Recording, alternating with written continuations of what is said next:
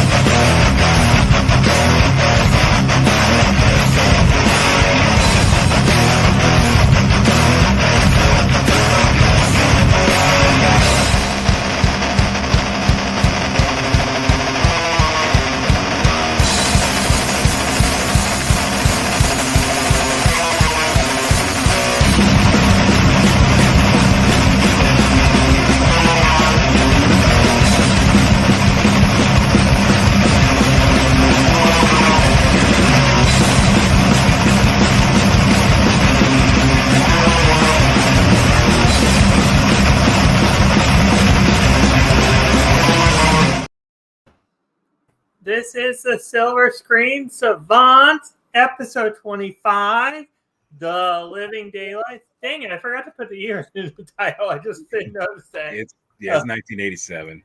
1987's The Living Daylights. Yes. And this was Anubis's pick. I gotta have the first question. I'm gonna put it right off the bat. When was the first time you remember seeing this for the first time? Is that for me? Yes, that's what I said. DJ Anubis. Okay. Yeah. So Neko and I were actually talking about this on the road back from her mom's, but I saw this in theaters. I remember, the big hoopla back then was after Roger Moore retired, they really went after Pierce Brosnan, who was doing Remington Steel at the time. Mm-hmm. And because of that contract obligation, Brosnan wasn't available. So it then fell onto Timothy Dalton, who, and I'm sure Jedi can atone to this as well, is that people didn't really accept Dalton at this time. Like, they just were so head set on Bronson because he had that look and that demeanor that they wanted out of Bond, that Dalton really wasn't given a fair chance. But when I went to see this, I was quite surprised and quite happy with what Dalton had done. I knew him, of course, from Flash Gordon, back in the early 80s. So seeing him as Bond, like I was happy with it. And then when I saw License to Kill afterwards, like, you know, a couple of years later, I was still very impressed. Those are still two really great Bond movies for a guy that only did 2 Bond films.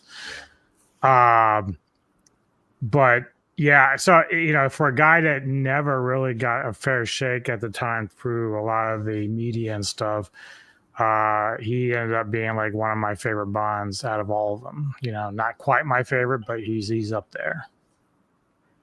I would have to say he's up there for me as well. It's just his performance. To quote it best, they say his character as Bond was the closest source to the source material of Fleming's books. It's just knowledge off the bat. That's what a lot of people, they say that about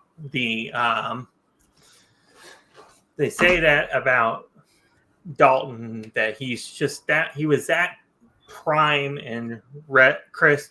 It's like, I don't want to put Daniel Craig in the spotlight for a sec, but it's like a pre-Daniel Craig dark essence, if it makes sense.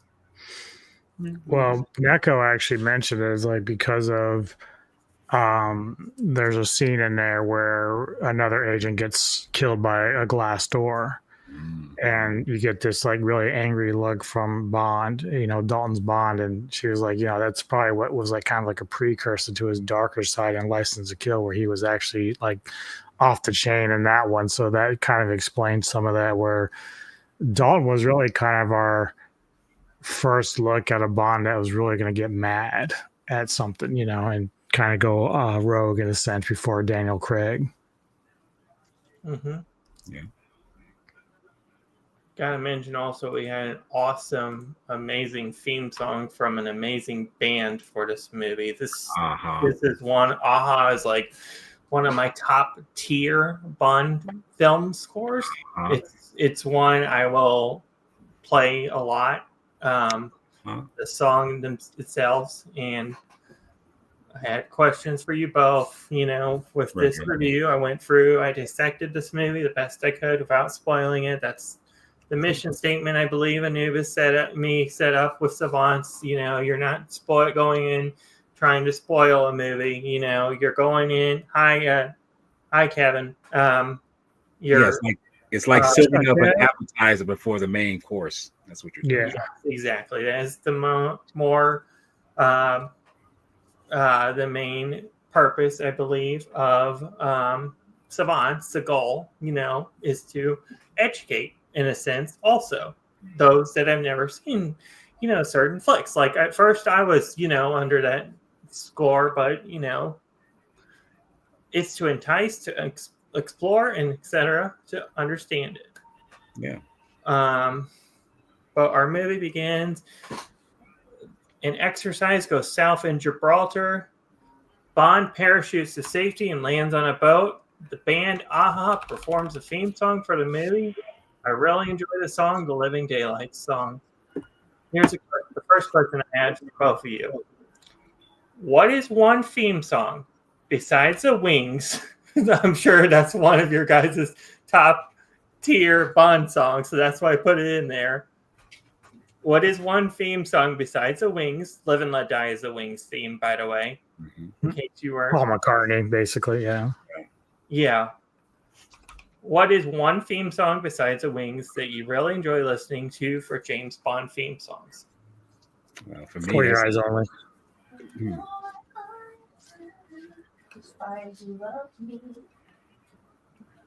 Neko's giving her input. I do like Goldfinger a lot. That's a good one.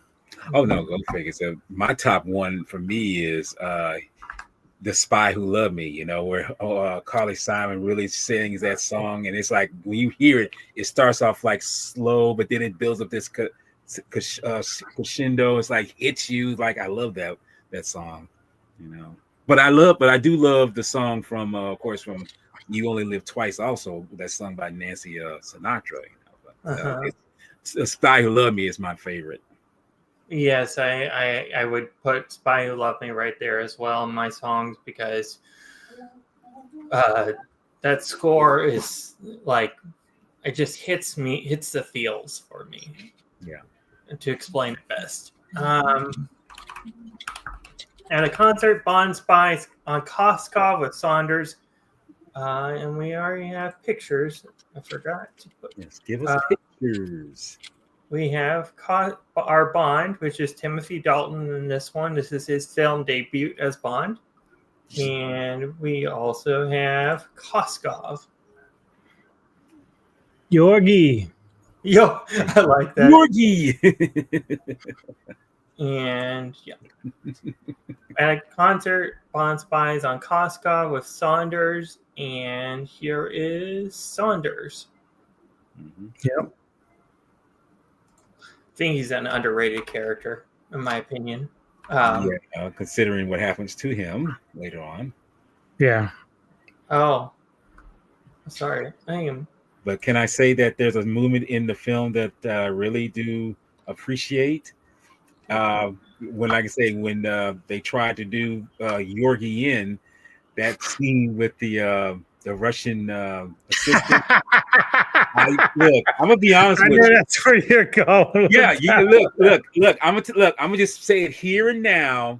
That's a moment where I would not mind getting motorboated by someone like that. Oh my God, motorboat.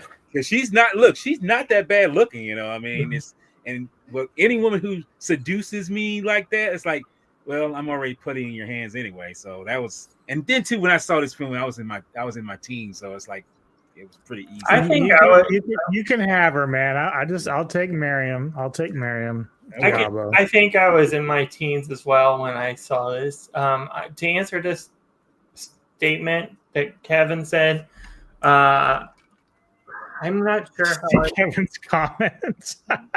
To answer this one, I am not sure how I feel about Craig as Bond. He is like, if I'm gonna get hated for this, but whatever.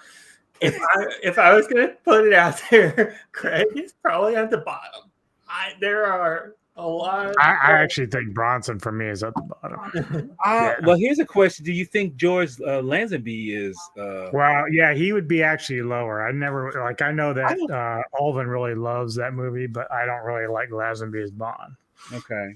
Because I would have to say Dalton's a little bit higher. But that's what's funny, right? So I don't even consider Lazenby Bond, even though he's in a Bond film. Because he got I just forget about him all the time. So right, because he did one film, so I was like, yeah. Because he even says in the movie before it starts the opening, he said, "This never happens to the other guy," and he looks right into the camera and says that. It's like, okay, yeah. And so after the concert, Koskov jumps out a window. There's a female sniper aiming at Koskov. Pepperoni. Dude, Kevin, shut up. Don't be talking about my He always does this. He's trolling me. Yeah, he is. There's a female sniper aiming at Koskov, and Bond aims at the sniper and misfires and hits the rifle. Mm-hmm. I think it's the first time Bond has missed in a film, actually. Well, he missed on purpose. No, he deliberately missed. Yeah, true. Because you look through the years, you think like, okay, he's just gonna miss it. No, he missed because he wanted to, and he even says later in World Is Not Enough, he even says, "I never miss." Yeah. So he's too good for that. Yeah, he explained that he knew that she was not like a trained assassin. Like he knew it by the way she was holding. Sorry. You know what? I get the feeling with the Bond, each character in Bond is their own Bond. If you get what I'm saying. There's not, even though, yes, the character is James Bond, I get the feeling that each movie, each Bond that, like, let's say 1, 2, 3, 4, whatever, however many Connery did, however many Moore did, however many Brosnan did or Craig did. I think each Bond is their own character. That's their own stories, if that makes sense. It's the same character, yes, but it's their own stories.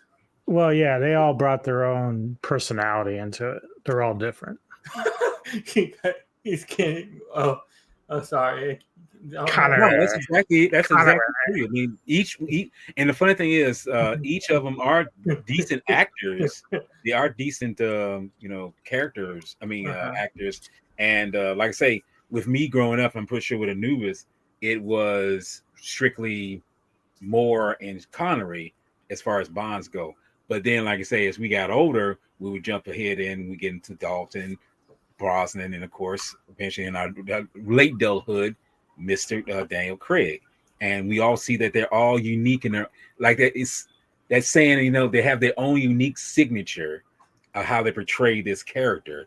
And each one of them, even though George didn't get that much screen time, he still brought his A game to the part that he gave, and I think he also has probably, and I can really appreciate this, he has the movie that really kind of set who Bond is, because throughout a lot of the other Bond films, even with the Roger Moore and stuff, they always address the reason why he's become this big womanizer is because he lost a woman he loved. And so he doesn't give his heart away like he used to. So he's really protective of that. Right. Now, Craig kind of plays with that towards the end of his career. He kind of dabbles back into that. But Lazenby was the one who kind of set that standard of why Bond is who he is.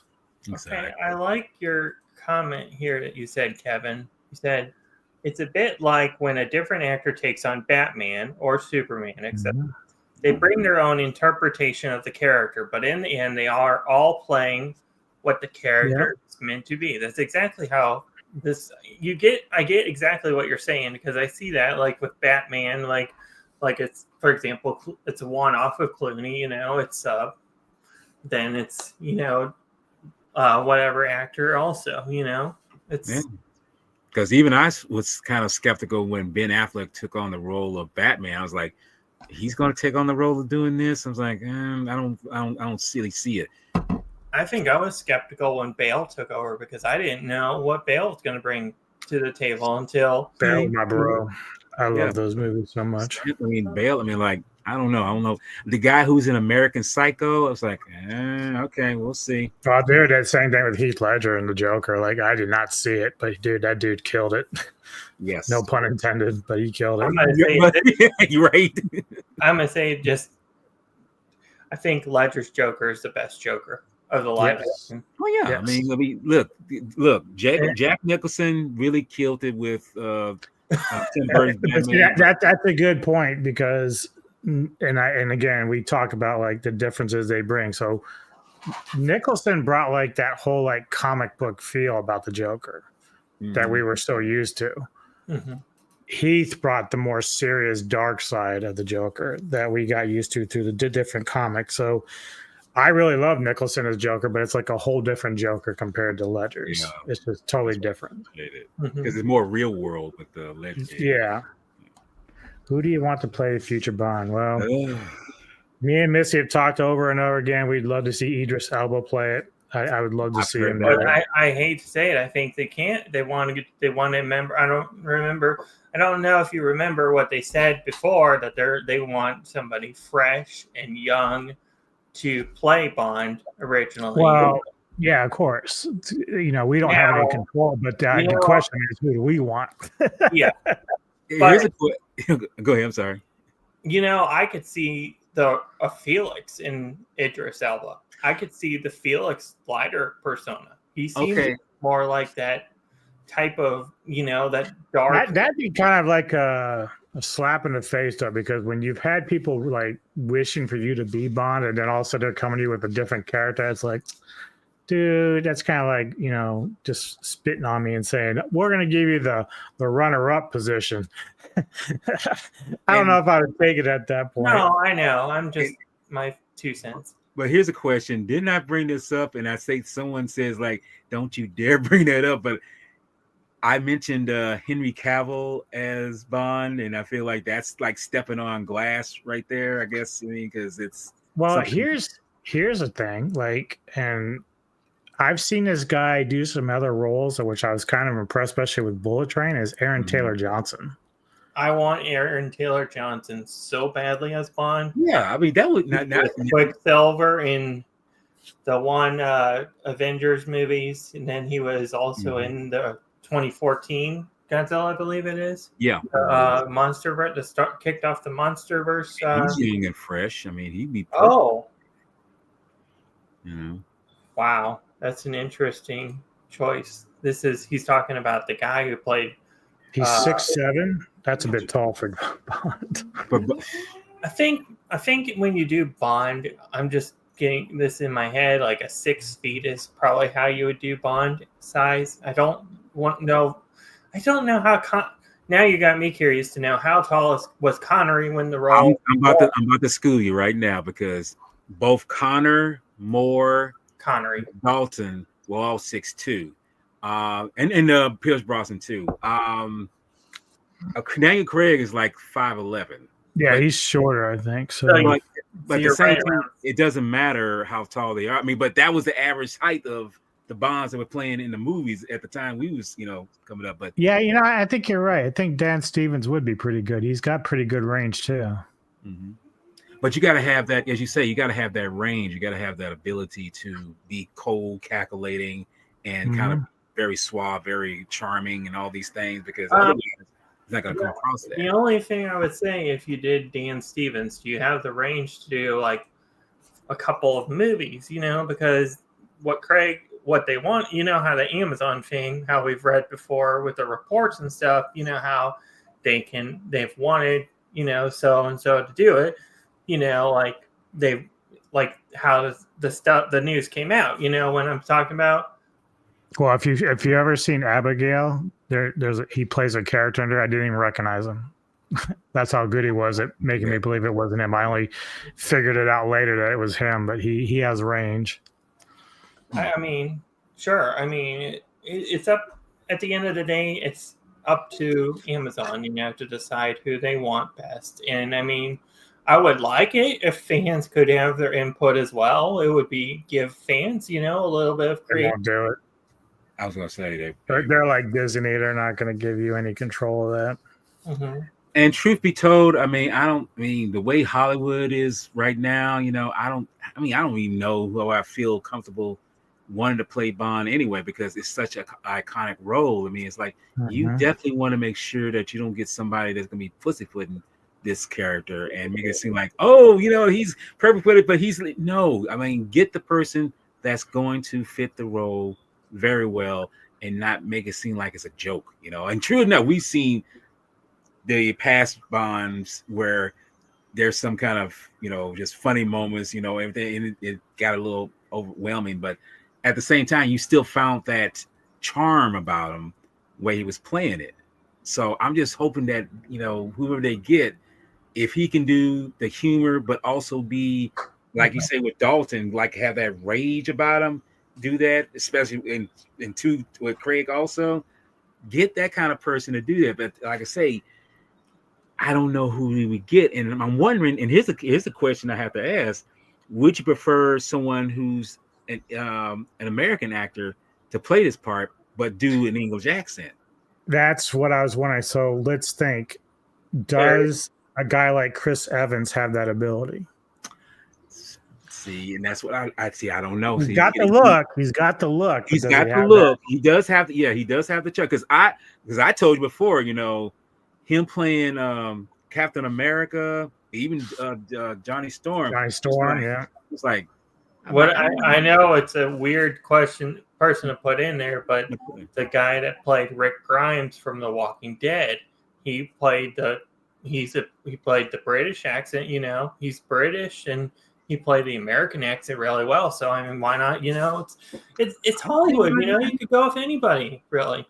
Because here's a crazy thing. I don't know if you guys know this, but when Diamonds Are Forever was in production, they was going to try to see if they could Americanize Bond. Yeah, exactly. Yeah, they're going to try to get somebody American to do Bond. But I feel like they were saying, no, we don't want this to go off the rails and saying that, he's American and everything. We already got the CIA equivalent of the British intelligence. So it's, English. So just throw all this away and say, well, get an American actor who's got that suave, who's got that talent and everything. And hopefully they can do a decent English accent, because there are some American actors who can pull off British British accents very well. I know Oscar Isaac did a great job with an English accent when he was doing the Moon Knight series. I mean, someone said that was like spot on a beautiful representation of a British accent. So I'm thinking if you can get somebody who can do that, who's American, pull off an English accent, maybe I can see that being done here. But I mean, it's like I say. Yeah, the only other problem is like I can just see people losing their shit if you put American into a British role. I can just see them losing their shit over this. That's just how our society is now. They just get all upset if you don't like it. Like if you were to cast, even though it's like vastly different, but if you cast like somebody, remember when what's her Swinton did an Asian role and people lost their shit about it. I so you have to be careful with that because, you know, James Bond's been always considered a British, you know, person. And so like you go and say, even though the American might be able to pull it off, they're gonna be like, you could have gave that to a British actor, man. You should have done this. You know, it's just one of those things. It's the same thing with when oh my God, the whole Snow White live action version of it. They was like they had it where they had people of short stature, but then it's like, oh well, no, they start out short, but then they say let's just get regular sized people in there, and it's like, what are you talking about? These are dwarves. These are not normal sized people, less than 5. I mean, more than 5 feet. I mean, these are people who are over that dwarfness size. Like get somebody who's short to play the part. But where did they go? They went the CG route, and well, the rest is history. You know? Yeah. So, Koskov flees to Bond's location, the Trans-Siberian pipeline. Koskov goes for a ride, is then transported and then taken by jet to complete the KGB defector's mission. Now, This is something I looked up about this place. I didn't know that the pipeline transportation thing was a real thing. Did any of you guys know that? Yeah, I knew that. I did. Yeah. It's kind of weird that sometimes you feel like, okay, you see something in a movie, it's like, okay, they're checking our artistic licensing with that. Yeah. But they actually look it up yourself. It's like, oh, it's actually real. You know. So at MI6 HQ, Bond, Q, and Moneypenny try and find who the sniper was. Do I have picture? I have pictures of Q. Yes, Mr. Damien, you know, Mr. Llewellyn. Yeah, the only one I didn't get was Moneypenny. Well, I'm gonna be honest with you. Miss Maxwell will always be Moneypenny to me. You know, just fit that persona. Yeah, that's Miss Bliss is who was in this. Yeah, she was probably one of the sexier pennies that we've had. But again, this is what I was talking about. Who can fit the role that? Because I'm gonna be honest with you, this Moneypenny in the Dalton ones, I'm sorry, but she's forgettable. I mean, yes, she was very attractive, but she did nothing for me. You know. I'm just sorry. She just didn't do nothing. And that's what I'm talking about. If you put someone in a particular role that's iconic, make sure that they're memorable enough to say you remember. Yeah, she didn't have any personality. Exactly. I was going to ask now. I was going to throw another question when we talked about the Bond stuff just a minute ago about the fan casting. So you know how we have these characters like Q and Moneypenny and M already established in the new universe. Would you want to see the same actors play the characters, or do you want to see some new, fresh actress play the role of Q, play the role of M, play the role of Moneypenny and Felix and all this stuff? I don't know. The more that I think about it, the more I start agreeing with Rick Myers that if Amazon is in control of this, just make a bunch of movies. Don't have just one Bond. Just let Quentin Tarantino make a Bond film. Let Christopher Nolan make one, and just let them choose whoever the fuck they want to be Bond, Q, whatever. and see how the movies do. Like at this stage, like it's hard even just keeping an actor wanting to play this role. Like ever since fucking Brosnan, between him and Daniel Craig, those two guys just got tired of playing Bond. And like, you don't really want to have to sit there and force a guy to fulfill a contract when he doesn't really want to, because he's just phoning it in. This is why Craig wanted himself dead by the end of the last one. He didn't want to come back to that. We have a picture of Stevens as Bond. Let me go look, see what you got. And it's kind of something that Anubis brings up. It's that old trope that if you pigeonhole someone in a particular role, it's like, okay, you got to remember one thing: this person is going to get old. They're going to get fatigued. They're not going to be able to play the role over and over and over and over again. And unfortunately, they actually went this route with Harrison Ford playing Indiana Jones. I'm just like, y'all should have just cut and dry when the third one was done, over with. That was the end of the 80s. Go ahead. Sorry. What I would have done to fix Indy is, after his tenure, I would have done what they do with Bond. They cast a different actor. I think it would have been Indy would still be around to this day had that, happened, Or give it to someone else as far as a different character. I mean, it wouldn't necessarily be Indiana Jones. It'd be someone more to his persona, like it could have been. I'm not saying I wouldn't Shia LaBeouf to play that part, but I would say get someone who's different as his son to play, and just like go from there, But again, that's what I'm saying. I mean, you can't have this person play this part forever. And even, Harrison Ford, when he was playing... Well, not unless they dedicate to it. Like, guys like Connery and Moore didn't mind playing the part. They actually took it upon themselves. I mean, hell, Connery came back during Moore's time trying to reclaim Bond. So like... so that's Dan Stevens apparently in a Bond-like moment there. So I could see it. Sure. Mm-hmm.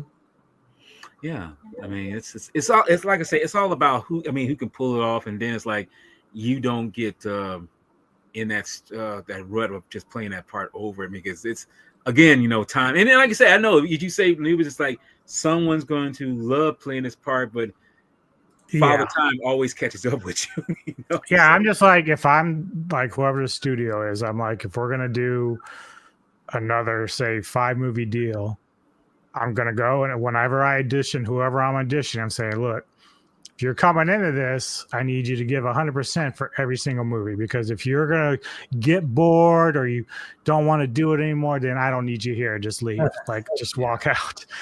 I need someone who's going to dedicate themselves. Your point of view here also, Kevin. You says, I go down the Dan Trachtenberg route and go and do different Bond films to cater for different Bond fans, the way he has created different Predator films with different unique stories. That's a cool idea also, doing that with Bond. I mean, I could have seen them do that with Indiana Jones also when they did that. Spark. Well, I thought that Ford did fine. Ford. I think he got tired of it too towards the end. It was just... Ford is like a masterpiece compared to the last Indiana Jones. I mean, the last Indiana Jones. My God, dude. I mean, I had to struggle to watch that in the theater, and let me just say that anyone who says that Rock once said about something else, he said, "This is the biggest pile of dog shit I've ever heard of or ever saw." Yeah, I think he was being kind of gracious too. I think he's being kind of nice, because the fifth one was way worse to me than that. Well, one thing I did want to talk about with this film was Miriam Diabo. So, like, she's the Bond girl, but it's funny because her career, she did a few movies, but she didn't really stick around too long, like her sister from Olivia from Conan the Destroyer. And the Wonder Years. Yeah, she ended up having like a big career after this rather than Miriam, but Miriam was like always one of my favorite Bond girls. I've always liked her. She's got that really cutesy look and whatnot, silly and all that stuff. So going back to some of the stuff that usually Olvin brings up, like I like a lot of the toys in this. I love the car. especially the Icy Lake. That was a lot of fun. Yep. This would be Yeah, the that's a car. badass car. Yeah. This was one of the gadgets also. Of course, the key. Yes. Uh-huh. Anyways, but back to the story. At MI6 HQ, Bond, Q, and Moneypenny try and find who the sniper was. Bond shows up at the safe house. The KGB is running into a power-hungry situation by Pushkin. After the discussion is where the movie gets interesting to me, and an assassin, Necros, kidnaps Koskov. And this is one of my favorite characters in the film. Yes, he's an interesting character, and the guy who's playing him, I'm pretty sure. Well, yeah, he would play in a part in Die Hard the year after, year later. Believe it or not. Yes, he is. I just looked that up. I didn't even know that till the other day. Yeah, but no, I didn't know that.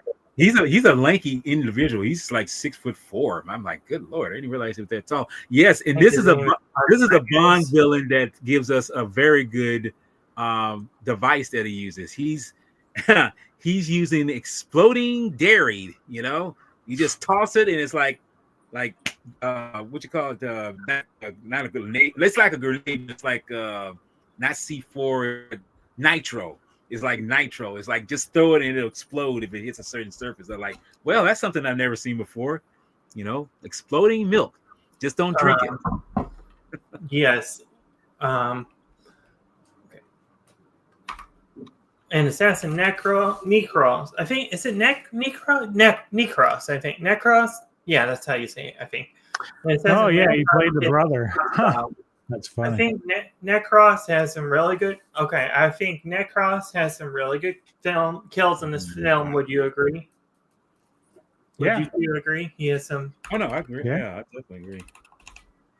M gives Bond the mission briefing and wants to be the one to put Pushkin down for the count. Interesting. Bond gets from Q a new Aston Martin and a Phillips key finder. That's the name of the whistle gadget. Records finds out who the sniper is. Her name is Kara Milovy. Bond watches Kara play and follows her off the bus. Bond takes the sniper rifle, empties the bullets out, and dumps it in the river. He finds her name and address in the case and goes to her apartment. Bond and Kara escape by putting the case that had the sniper rifle in a phone booth as a human disguise, and they switch to cello for another case. I like that. Yeah. Interesting plan for an escape route, ? Right? Oh no, it's it's a sleight of hand moment, because I think that's a moment where I think Bond timed the shuttle, the train, the trolley coming through to block the view of the guy who's looking to see when she's coming out. And once it came around, it's like, okay, you in a way you can't tell if she's gone or not. You know, you can't tell that she's in the car yet. You still see someone or something is in the booth, and in time. And the funny thing is, she says, "I gotta go back for my cello." You know, it's like he tells her, "No, you're not going back for your cello." But of course, what happens? It's a typical scenario. He goes. You know, it's like women's live. It's like, yes, you can't overthrow that. She does that later on too with the Afghanistan leader. Yes, she goes after Bond. But he's like, women. I love it though, but that's brilliant. Bond and Kara are chased via the police. They escape into Austria. Pushkin meets with Whitaker, played by the late great Jodan Baker. Yes. He was an interesting character. He is interesting character for sure. It's safe to assume that he was an egotistical maniac in this. You know, I mean, he was like I say, sharp on what he wanted to do, but he was ruthless about his actions. Good night, Kevin. Okay. Bye, Kevin. Hi, dude. Oh, it's late. That's why. Pushkin meets with Whitaker. Bond and Kara go to the opera. Saunders meets Bond at a carnival that night at midnight. Bond deduces who are who are working together. Interesting. Indeed. Let's also give out a couple shout outs. Joe Don Baker in this, who played Walking Tall for a long time. Yes. Great couple movies if you ever seen that. And then also, as you just said, Pushkin, played by John Rhys Davies from Sliders. A great show in the 90s. So That was him? yeah, it was him. I have heard enough about that show. At some point, me, Olvin, I have to watch Sliders sometime because It's so fun. You'd be surprised. You'd be surprised of the people who've been in some of these movies before that weren't big, and then you see them later in life in something way bigger, and it blows them up. It's like, oh shit, they were back in this film, because I was looking at something earlier. I don't know if you ever heard that film Jarhead. Yeah, I've heard of it. Haven't seen it, but I've heard of it. Okay, John, the guy who did Acquired is it Quiet Earth? Not Quiet Earth. A Quiet Place. That's what I'm trying to say. A Quiet Place. John Krasinski. Yeah, John Krasinski. He's in that movie in just a small role. But I was like, I didn't even know he was in there until I looked against. Oh, he was in that film. So it's like you just never know for certain people. Yeah. Also, I was going to point out John Rhys Davies is also Sala in Indiana Jones, and also Lord of the Rings and Gimli. Mm-hmm. He's very well known. Mm-hmm. Yes. Bond chases after the killer, and Kara and Bond leave for Tangier. Mm-hmm. There's a fake death setup, really cool, with Pushkin's character. Yeah. I think his character in this is really well done. Yeah. Because he's a If I had to put one of his memorable film roles, Pushkin's probably in there somewhere. His just personality, his portrayal of how he did the character is what makes it so much that much good as a character in the movie. As you mentioned before, I mean, that's memorable. Yeah, I think this role would be memorable. You mentioned before his part in the Indiana Jones, 2 of the Indiana Jones films. Or was it 3? Indiana Jones. Yeah. But anyway. Well, actually, I take that back. 3 might be a cameo. Yeah.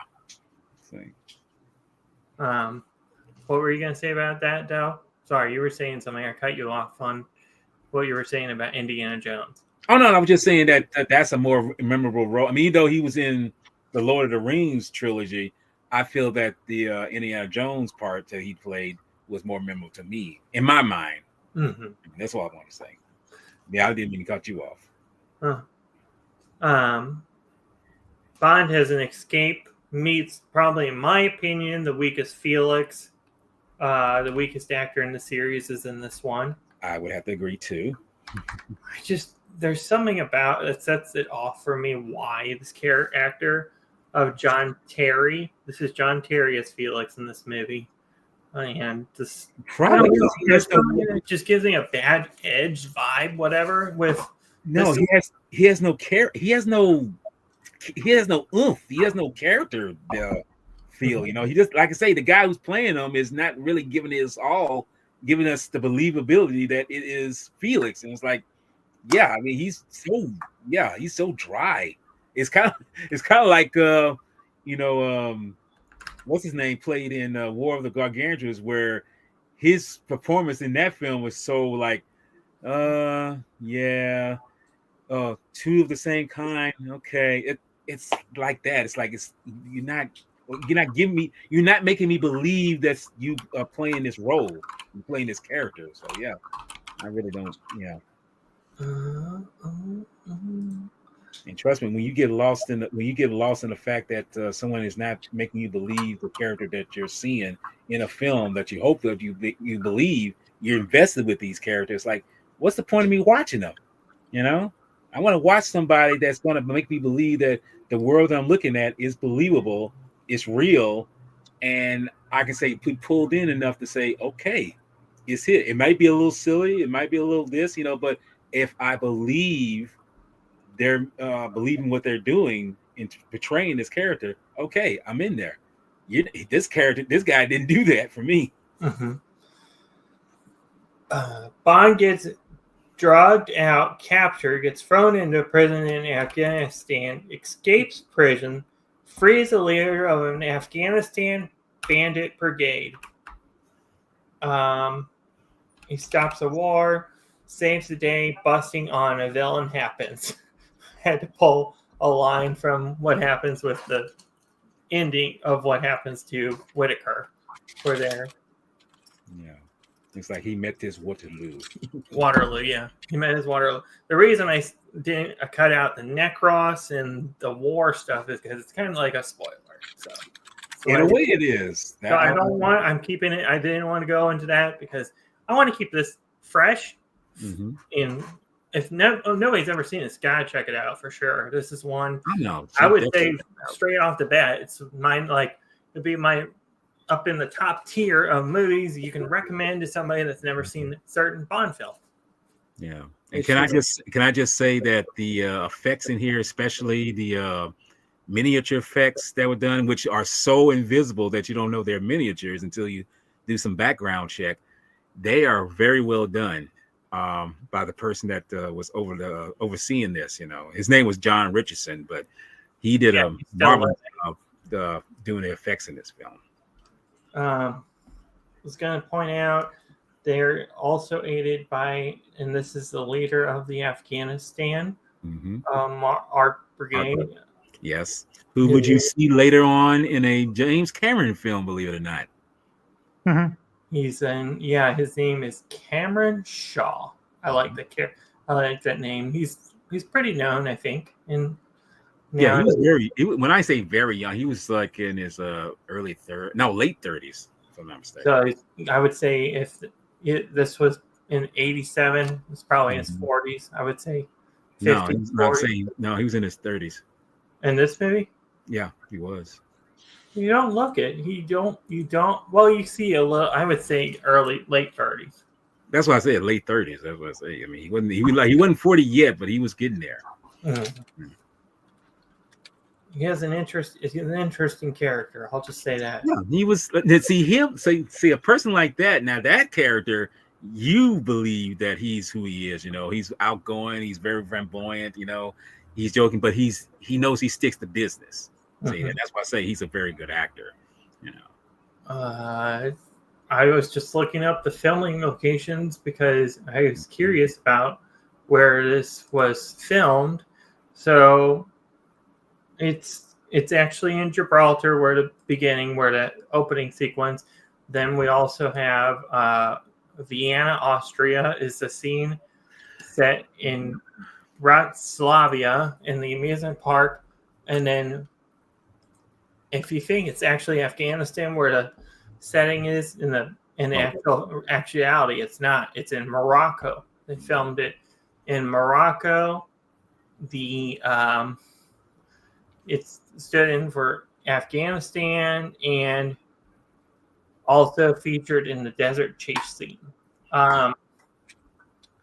In Tangier was also filmed in Morocco as well. And the interior shots at Pinewood Studios were filmed in the film as well. And I think, I don't know where Whitaker's where his scenes were filmed. His scenes were filmed in Pinewood too. They were filmed in England. Most of this was England based. Sorry, it is in Tangier, Morocco, where it's called the Forbes Museum. Was used as Whitaker's villa. Is located there. I didn't know that until I just looked that up. And on the.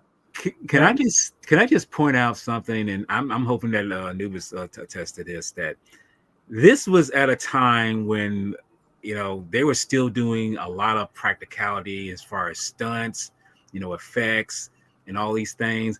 And I don't know how you feel about it, Anubis, but I think for myself, I mean, maybe you didn't, but for myself, I looked at it and I think I might have took it for granted at the time, because some of the stuff that they did in this picture, in say a few other Bond films at the time, some of that stuff is very rare that they do now. I mean, it's all if you look at like, and I don't know how they did it. I can't. You guys might have the info on it, but the plane, right?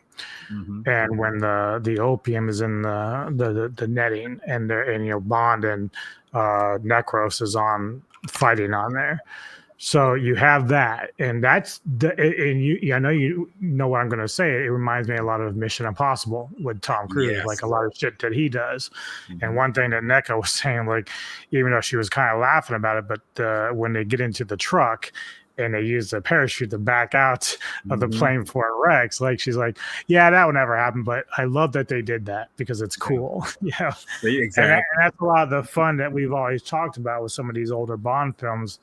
Is that they always have fun, and that's really what it should be about. But like you said, a lot of these effects or the things that they were doing, to me, they're like, you don't really see a lot of that anymore, especially with the Bond films. Bond films, as of late, just been like, straight laced, and I mean, you get a little bit of this stuff, like Craig did have his cars and stuff like that, but it was never quite like this. No, and I miss a lot of this stuff. That's all the fun. I like fun. Yeah, that's what it is. So I just looked up how they did that stunt. So it said, so the setup was the plane stunt. The stunt involved a fight on a cargo net suspended from the back of a large cargo plane. So B.J. Worf, who's the Bond stuntman in the air, played James Bond, and Jake Lombard, who played Necros, hangs precariously from a net. The location and conditions, the scene was filmed over the Mojave Desert with the performance hanging at an altitude of 6,500 feet and the plane flying at 100 knots. A safety man was on standby to deploy parachutes if the stunt went wrong. Cool.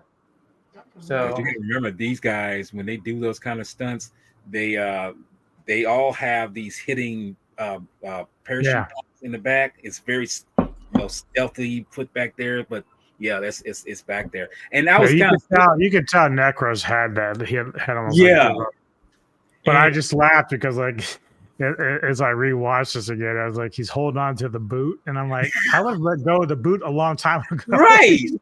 He's still holding on to it. And that scream he does, it's like, I would find out it was done before in Moonraker. It's like, oh my God, I didn't realize it was that old though. But when you watch this that plane fight, I swear, I don't know how you feel about it. I don't know if you ever seen the film yet, Owen, but Cliffhanger does something. I've seen it only once, and it's been ages since. Yes, it reminds me a little bit of Cliffhanger and the plane transfer from one plane to. Stuff like that, and this is early 90s. I'm thinking like they're still doing this practical stuff, even though there's some effects involved. It's like, why did they stop doing this? Why did Hollywood just stop doing these kind of things? And it's kind of sad. This is almost a lost art with these kind of things. And I'm just like, yeah, this is why I say I'm always retro with this kind of stuff. And Bond, they went all out to make sure that this stuff was, as Anubis said, fun, but done in camera and just hit you with the ground running. So interesting fact about this, also about this plane sequence, says this sequence is widely regarded as one of the most impressive practical stunts in the history of the James Bond franchise. Yeah. And I mentioned before that there was a miniature effects involved, and a lot of those plane effects were miniature, believe it or not. I mean, some of it was real, but when it's flying in certain places and everything, that's miniature, believe it or not. So they did the so yes, Richardson's special effects team used miniatures, like you said, for the aircraft, the Hercules, the takeoff, the airbase escape. It looks like a lot of miniatures were used. And they're very invisible to the naked eye. You won't know how to catch it. And these were amazing, and these are fun stunts, and this is what makes the movie practicality so much fun. You mentioned Cliffhanger. That's one movie. I hope we can look back on Savants someday for it. That's for it. Yeah. Because Cliffhanger to me is really fun, but I've only seen it once, so I myself personally have to want to watch it again, to get my over. I think it was on FX one time, way back in the day. If you decide to watch it, I would see if it's on some streaming platform and look at it unedited, because trust me, it's total, just action, and it's like it's kind of dumb fun, as I like to say. It's something that gets you eating popcorn. It's like, how's this going to end? It's basically Die Hard on a mountain. That's all it is. But it's a good Die Hard ripoff. And if I'm not mistaken, I thought there was a Cliffhanger 2 in the works, but I've heard that at one point, yeah. But I don't think they need to do that. They don't need to. Nah, really don't. In fact, did they do one, but it was with somebody else? I hadn't heard anything. I mean, if it was, it went around my head. I mean, look, Cliffhanger 2 is coming out next year, by the way. Really? It has Pierce Brosnan and Lily James, I guess. What? Okay. All right. Yeah. It does have Stallone though too, so apparently he's returning. Huh. Well, if it does the Speed 2 route, I'm not gonna go there. Yeah, I'm not gonna watch it. Yeah. I'm not bother watch it because I'm not kidding. I fell asleep with Cruise Control. I fell asleep on that. That's just how boring it was. Do we want to go into a little bit of the trivia, or do we want to go into the our score? Give our final thoughts. Yeah. I'll start. Either Jedi or Anubis can start. We'll let Jedi go. He's the guest. I can say that this film is Anubis mentioned before. It is a underrated. I mean, it's not my favorite of the Bonds. It's not. But that doesn't mean that it doesn't have its own unique signature, like the other Bonds the other actors who played Bond in the past. And it's because when I rewatched it earlier, believe it or not, I kind of forgotten some of the things that were in there that made it actually pretty well done. That's why I was saying so much of the practicality in this damn film, like all the other Bond films before and a little bit after, it's like they really made it to where you are sucked into this world and you believe it. And when you talk about like the License to Kill, they really were doing some shit because they were blowing shit up like big time in there, So no, this film is it's like I say, it's not the worst. And if I was to say what the worst was, it'd be like it's kind of hard because they're not so much worse. It's just that one's just way better than the other one, in my opinion. So, go ahead. To answer your worst, you'll find out next week. There we go. Well, actually, come this Saturday. This Saturday, yeah. If I want to say the rating, I'd probably wait. Yeah. Do you want to get a rating, or you want to wait till we do it? You can get a rating because we're just gonna rank them on Saturday. So okay, if I want to rank this between 1 and 10, it's a 6. It's basically a 6. I'll give it a 6. Because I can tell you right now, there's a Bond film that's probably lower than this one, but I'm not going to mention it here right now because I'll say when we get there, I'll say it then. Well, for me, so I love both of the Dalton films a lot. I was a late teen watching these, and like I said at the time, I remember all the hoopla that people weren't really accepting Timothy Dalton, but over time he's become a great actor all around. Like you see him in different stuff all the time. So he didn't really get a fair shake at the time, and then it was kind of forced out when people wanted Pierce so badly. But both these films to me were really great. I still love this one a lot. I love the Bond girl. I love the story. I mean, it's a little corny when you look at it now because despite the villains aren't as scary as we're used to. Like even License to Kill has more scarier villains in them. Mm-hmm. But I still really, really enjoy this film, and I can watch it anytime, at any point. It's one of those ones that I just have fun with when I watch it. So it's still a 10 out of 10 for me. Oh, okay. See? Exactly. And you'll have to find out Saturday where it ranks. So there you go. See, that's what I'm saying. It's a mystery where all these Bond films rank. Saturday. You're gonna be surprised where some of the Bond films we'll be talking about is ranked on my list. It's like, yeah, that's where it's at. It's like, yeah. Saturday is looking to be a really Saturday is gonna be looking great. Well, that's the thing, right? So like, I'll just say it now. My top 6 picks are all 10 out of 10. So that just gives you an idea. I've got a feeling I know some of them are oh yeah. We've covered some that are already going to be there. If anyone's followed me so far, they know my love for Roger Moore. Yeah, you'll know. Okay. See? Mm-hmm.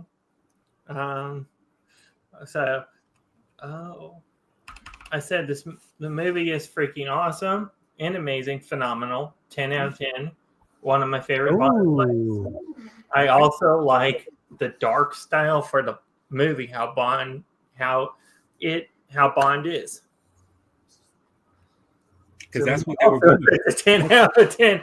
Matter of fact, this was the first Bond movie I showed Brony when we were getting into the lore, etc., of the Bond stuff, because now I've shown Brony 3 Bond films. I've shown him this one. Then I showed him Live and Let Die. And then I also showed him Dr. No last week for the first time. Okay. I think there are going to be some that he's not going to like as much. But there's some duds. Yeah. But that's okay though. I mean, that just shows that a person if they feel that they don't like it, that's okay if they feel that way. That's okay. Mm-hmm. Do we want to go around for upcoming content? Sure. Yeah. I'll go first. I got something coming up this Wednesday where I will be talking with a certain someone. And we're going to be discussing a one-on-one, and we're going to be discussing my favorite kaiju, favorite Godzilla film, Godzilla versus Megalon. And, it's like something that it's a co-op between him and me. And hopefully, whatever we talk about, we'll see how it goes. And then that Friday after Thanksgiving, which is Black Friday, believe it or not, and believe it or not, I'm black. I'm sorry, really? I never knew that. That was wrong for me to say that.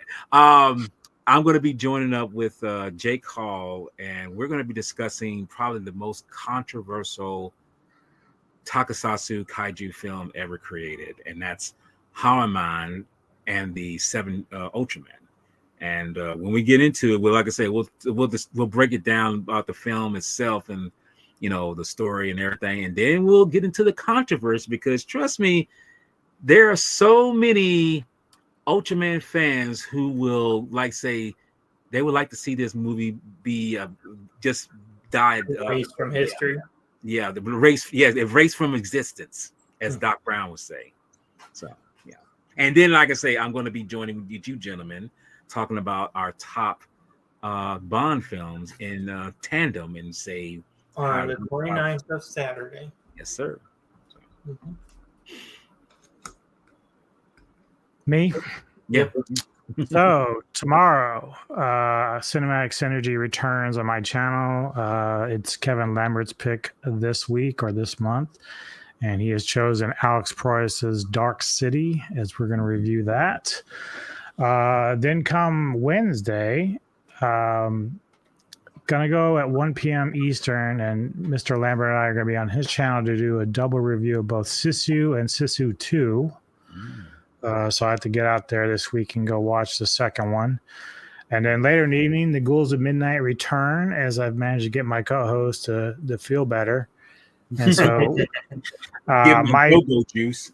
yeah, he's gotta, like, I don't know, get out of his den or whatever and get healthy. But I've chosen last year's or this year's Heavier Trip as a sequel to Heavy Trip, and then he chose 2025's Coyotes as a movie to check out and review. So that's happening. Then on Friday, I'm getting together with Lambert again for Into the Darkness, his franchise for spooky stuff, and we're covering the Omen franchise.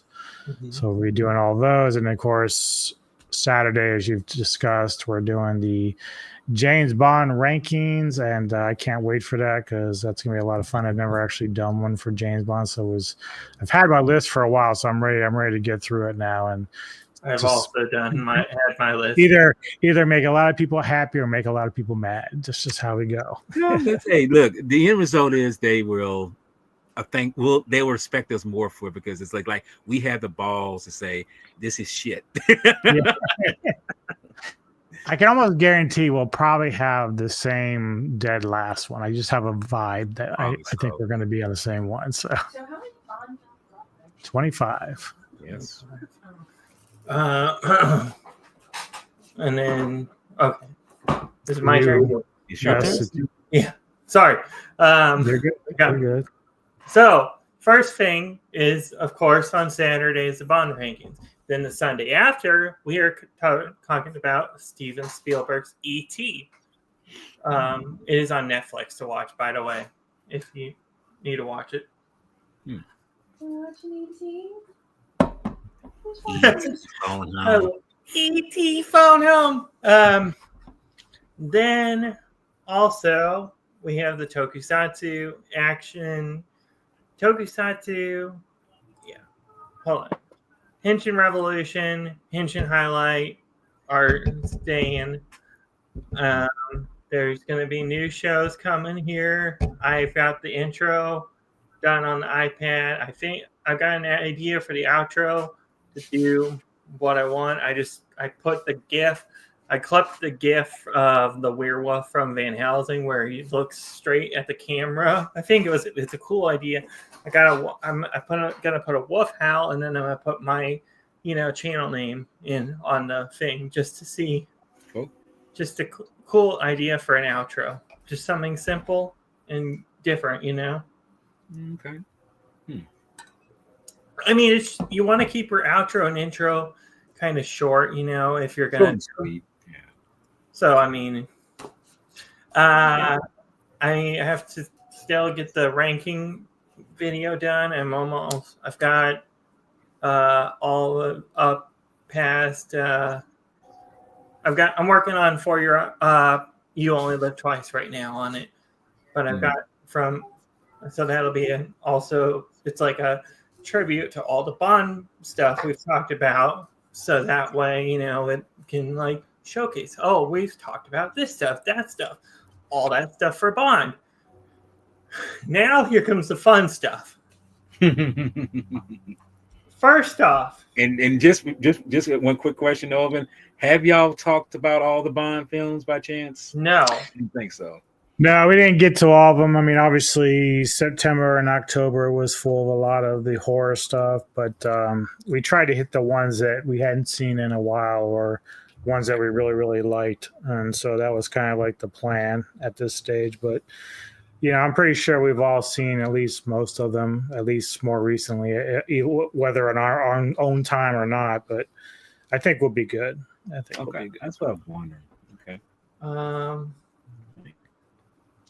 Now for other upcoming stuff, so I've got a show coming out eventually. I have to make the intros for each character, so I want to do that. I'm going to do character tributes, kind of like what we did on Savants before, where you would show in a little clip tribute show and stuff to characters. I decided to just do it a whole segment on my channel, so that way you could pay tribute to characters, other stuff. I am also doing a show called Spotlight Delight. Wolfie came up with the idea, why don't you do a show or a segment, whatever, where you and I don't think this one will be live also, but it's going to be where I wanted to do characters that are unknown or uncommon. So in pop culture, movies, TV shows, video games, etc. So, and the tokusatsu I've already picked out. I've already got some people down. I put one down for you, Jedi, and it's a Star Wars character. And you might have to do a little research on this character, but it's in the Clone Wars era, and it's a character that a lot of people. I don't know if he's as popular as people say, but his character's name is Dirge. He's a bounty hunter. I heard that name, Dirge, but I don't. I don't really know. You'll have to look him up, but he's a pretty as unknown. I've got Geek with me doing. I've got him doing Miles Morales, one that a lot of people. He's newer, so he hasn't gotten in that spotlight as much as other characters. If it had been Cad Bane, it'd have been a totally different story. I'd be like, I know who Cad Bane is, And then another character that I'm going to do a spotlight geek on at some point is a character called Golden Bat. He is like the first ever tokusatsu superhero. He's around that era. He's from the 80s, I believe. 80s or 70s, 80s, 90s, somewhere around there. I don't know. But I want to do a spotlight on that. And I've also got Anubis on Darth Maul for that show as well, because I think Darth Maul's the fan base, the human, etc. I think the character's become an unknown nowadays because of how there's so many characters now that have become unknown in Star Wars, since you don't see a lot of them in like the new stuff like Mandalorian or other stuff. So it's like a paying tribute to characters and other stuff. And then also the other show I'm going to rethink the name, but that's the only thing I want to change on it, because there's a channel with the name of the show. So that's why I'm trying not to steal that person's channel. So then it's like I'm taking their work or something. So I've got the name of the show description is easier to say. It's a movie talk podcast where I go over all the big movie news from that week, and maybe sometimes I'll throw in like a top 10 like movie ranking out of, just for fun. I see a streamer on Twitch do like a gaming podcast that covers all the gaming news that week. So that's kind of like my idea for where I got inspiration. If somebody's doing a gaming podcast, why don't you try a movie, see? Pretty much, yeah. Go through all the big news, like The Mummy, for example, would be one probably that I would want to cover. The Mummy 4 news that has come out, and I just saw something that they're supposed to bring Rick and the one guy that's with Rick and they had the face tattoos. Okay. They're supposed to. And fun fact, me and Anubis attended Artistic Lizards podcast talking about the 99 Mummy recently, and pretty fun outing too, I have to say.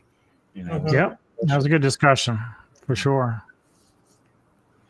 But I think that's all I have. Oh, also, good thing I remembered it. I'm doing Let's Plays as well. Assassin's Creed, huh? Yes, I'm doing Assassin's Creed 2 as my first one off. This is going to be off stream, so that way it's going to be easier to catch up if you watch it. You could watch the episode, gameplay, etc. So I'm really looking forward to that. There's a couple of games coming out in the near future that I want to check out as well, that I'm sure there'll probably be Let's Plays or live streams of. I know that the port of Tomb Raider Anniversary just came out the other day, so I'm going to check that out on PlayStation. I'm going to try to do some for myself, just to let people know. I'm going to try to do a little bit of live stream of Giga Bash. I actually got that. I want to try to do some of that kaiju fighting game. been hearing a lot about that. And then when next month I do want to do a stream if anybody wants to join, and it's going to be a watch party. I plan to do a watch party for the Game Awards next month, because the Game Awards and the big game that you've played, Anubis, that is like getting the most attention and award, which is the Clairvoyance Expedition 33. Oh yes, beautiful, wonderful game. It's actually my favorite game of the year, with the hands down. So it's like got the most nominations for Game Awards. So good. So we'll have to see. We might have to do a party or something for it, a watch party for the Game Awards. That's like my most anticipated award show of the year. It's, and then eventually, I'm sure. But other than that, that's everything we have. I don't know December schedule. I don't know if we have set anything for December except for the 2 movies for Savants that we're going to be covering. Which we'll figure it out. Yeah. Oh yeah. I'm sure we'll add some more movies in there at some point. I don't know. Is that what he said? I thought you said you were doing. Is he doing ET next week? Did you say you're doing ET next week? Yeah. Yeah. So I guess we are. So it's Sunday, right? Yeah. Yeah. Because you said then. I might want to do it. Oh, Neko wants to be on that. Okay. Be on that, yes. You are more than welcome to be on it, Neko. Thank you. You're welcome. Yeah, you can always be on an Olin show. You're buddies. Exactly. But anyways, this has been the Silver Screen. To set up a time to live stream me putting together the Lego. Oh yeah, I still have it. Wow. That'd be kind of neat. It's a beautiful Lego set, but he's never going to put it together. He doesn't have the. It's all Lego. God. They got a Jaws Legos? I didn't know that. I sent it to us. Yeah, Olvin got it. So I mean, I still have to send out your guys' Christmas present, which will happen within the next couple of weeks. But like, when I saw it, this is like, what is it? Tell me. It's like fucking 4,000 or something. It's fucking ridiculous. And I looked up online, and people are like, "This is a real pain in the ass." I'm like, I mean, that's the funny thing is like, I'm like, he cannot put this together. He's gonna break it. Like, Wow. I have to put it together. my little Gamma, right? Yeah. This thing, believe it or not, came in like a gazillion pieces. Which he didn't put together. She put it together, and her patience is like outstanding. It looks great, but like, you just mentioned that. I just thought of something. I need to get the camera fixed on the phone and the tripod and stuff. But eventually, I have some Lego stuff coming next year. Like I've got some Batman stuff that I might want to do as a live stream, because there's stuff for a Lego upcoming Batman game that comes out next year. I know live. People love watching the Lego. Lady Fab loves to do that with her paintings for a little while. She was doing that. So. Yeah, I was gonna say those Lego streams are really popular for streamers. I see a lot of on this platform where people do it. But this has been Silver Screen Savants, episode 25. We will, I guess, episode 26 is the ranking. I don't know if we'll title it as episode 26 or do we. I don't know how we'll work that out. Yeah, it's your show, baby. You know what to for do. ET? No, for the ranking. For the ranking of Bond. Oh, that's just gonna be a special edition. I would just put special edition, Bond special edition or something. Silver Screen Savants 000. But yeah, you could do it as like a separate thing where it's like if we do another ranking down the road with some other franchise, then great. But that's up to you how you want to do that. That for sure will be something for sure. Anthony for sure with the Friday the 13th. Like I know you talked about doing like Batman at some point, doing some of those or something, but right now the only thing I had to scrape is the stuff with Gojira, because I just I don't know. He's been busy. He's been busy. I get it. I was gonna say, If I haven't seen him in a while. Stuff comes around again with us, then so be it. But if not, I understand life happens. Can't be on every show. You got to be consistent also with the live streams. It's like You got to be committed to it, if that makes sense to explain how That makes I view it that way, but somebody else couldn't. So that's just my 2 cents on it. But yes, this has been Silver Screen Savants, episode 25, The Living Daylights. Highly go check this movie out if you've never seen it. It's on some streaming platform, probably. Oh, I think it's on Pluto. It's on Pluto, and I got it on this, so yes, is, and it is one movie that if you've never seen, you gotta check it out because Timothy Dalton was one amazing, awesome Bond actor. I have to agree. But we will see you next Saturday and Sunday, so back-to-back days with E.T. on Sunday, E.T. Found Home, and the ranking. Ouch. Yeah, right. Ouch. And the ranking of the Bond films on. Thanks, Bronny. Hey, Bronny, appreciate it. And the ranking of the Bond films on Saturday, a special Saturday, actually. Saturday. But until then, we will see you next Saturday. That one Daniel Craig one, I hate. Mm-hmm.